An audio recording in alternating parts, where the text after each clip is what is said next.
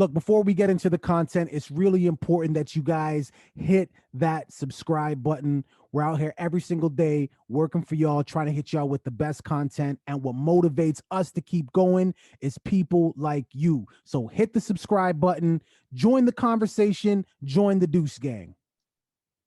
What he said. One person that I enjoy as far as a media commentator is Howard Stern. Oh, that hurts my heart. I thought you were gonna say me. No, you're far from that spot. But okay, very political. We're gonna get you there. I'm working on it. Exactly.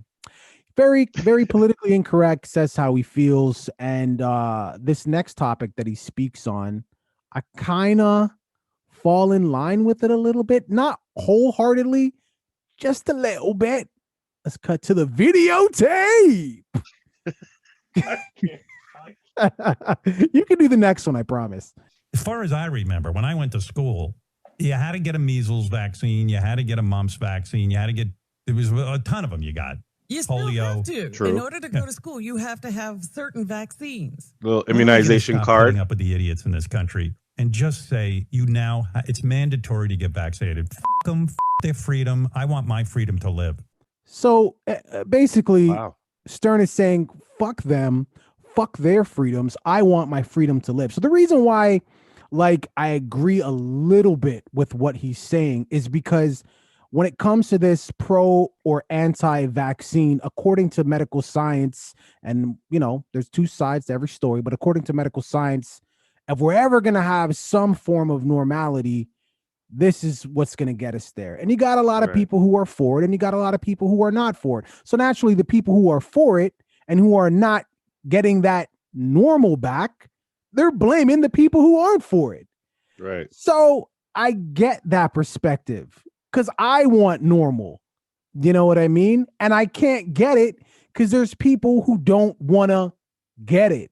Right. But at the same time, you can't force someone to be vaccinated. All you can do is give them really, really, really hard choices to make. For example, job you've been at for 25 years, paying your mortgage, feeding your family, keeping a roof over your head. Keep that job and get vaccinated, or lose that job, risk losing everything and not. That's all you can do. Is there really a middle ground? Is there a middle ground when it comes to, because this has to be the biggest debate going on in the world right now. Do you think there's a middle area, people that are kind of No, because what's going to end up happening is the people who are being vaccinated, they're going to get more and more and more and more impatient. And they're just going to start saying, well, look, man, I really don't give a fuck what you think or how you feel about it anymore. And if that means you're going to lose ABC all the way down to Z, so I can get my ABC all the way down to Z back, well, then that's what it's going to be. So I don't think there's ever going to be a middle ground. In fact, if there ever was a middle ground, it's getting smaller and smaller and smaller by the day. I'm not saying it's right. I'm just telling you what I think.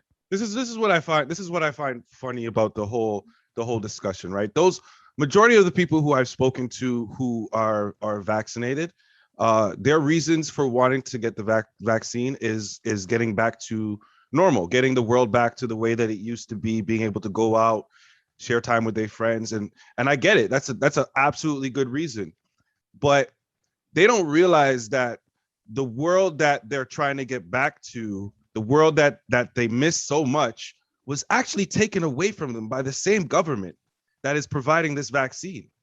The people who didn't get vaccinated are not the ones who took away all of these things. I'm going to say we because I'm not vaccinated. So I'm going to say we are not the ones that put the world into lockdown.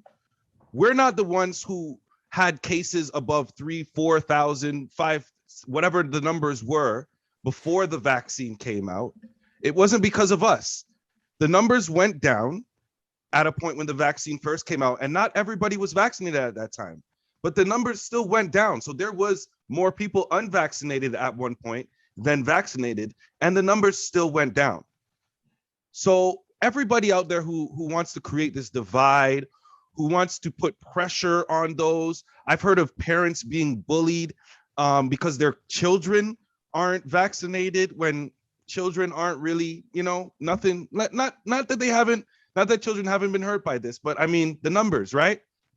So it's funny to me that nobody really wants to recognize that this normalcy and everything that they want to go back to, you're blaming the wrong people. You're looking at the wrong people. You're putting the pressure on the wrong people. We can get back to normalcy once you stop criticizing and start understanding who the person was that took away all those things that you want back in the first place. So I just wanted to point out my main reason for getting vaccinated was for my family. I like another reason. I like all the perks that come with being vaccinated, but that was my main reason. It's like a VIP card now. It is. The last point. Get into the lounge. The last point I wanted to make is, just in reference to your when you were talking about the numbers going down. When people were getting, getting vaccinated. Right. There was a point. Yeah. All the numbers now with the variants, and there's an MU coming through. MU, like the W, like the Wu-Tang. Yeah, apparently I heard that they're running out of Greek letters for all the variants. So there's gonna be more. But anyways, the point is like, again, and I've said it before, so hopefully be the last time I say it, over 99% of the people who are in an ICU with COVID are non-vaccinated. So to your point about point the blame at the right people, the people who took it away. Well, if you have a healthcare system that is being crippled by COVID, who do we blame then? Because if over 99% of the people who are crippling the healthcare system are unvaccinated people, right, that has nothing to do with the government. Right. Like, that just has to do with there ain't enough beds. So, viewing public, I want to know what your thoughts are. Hold on. One last point that I want to make about that when it comes to the healthcare system and everything like that, because let's not forget that was one of the jobs where they made vaccinations mandatory. Everybody that works in healthcare systems has to be vaccinated. Of course, they lost employees because of that. So they made a decision that ended up causing the workforce to be depleted at a time when they needed people to be working there. So just to be clear, I'm not talking about staff. I'm talking about beds. No. I understand. No. The ICU is full, right? The ICU is full, and the workers there are being overworked. True or false? Probably. Okay, so then what happens? What happens when you take a staff that's being overworked and now you diminish them? You take away people from that staff. It's probably going to be a little bit, or not a lot, harder to do your job. Well, I mean, look, I don't know if you've ever, hopefully you haven't. I have not been in one, and I pray to God I never have to be in one, but I've went to one, right? And what I'm saying is, yes, of course, it's great to have a lot of staff, but what's more important is the ICU bed. It's not like a bed that's in your house, right? When you're in an ICU bed, if something is going wrong, blood pressure drops, heart rate, whatever, the bed monitors all that stuff, oxygen, et cetera, et cetera. That's the great thing about the bed. So you don't need to be overstaffed with doctors and nurses. The bed does the work. There's a problem, nurse, doctor runs in, good to go. So although you make a great point, the beds is the problem, and the unvaccinated, they're the ones taking up the beds. That's all I'm saying. Again, what are your thoughts here, people? Leave it in the comments. Be respectful. I know you don't like what I say. I'm going to say it anyways. Don't forget to like and subscribe. No, that's my favorite way to end videos. Yo, thanks for watching that video, making it all the way to the end. You made it this far, you have to like. Please subscribe and comment on the video as well. Join the conversation. Absolutely. We finally hit our goal of 500 subscribers. Yes, we are trying to get to 1,000, and we can only do that with your help. You can start by watching that next video. You see that tiny little icon? Click on that icon, rinse and repeat. Deuces.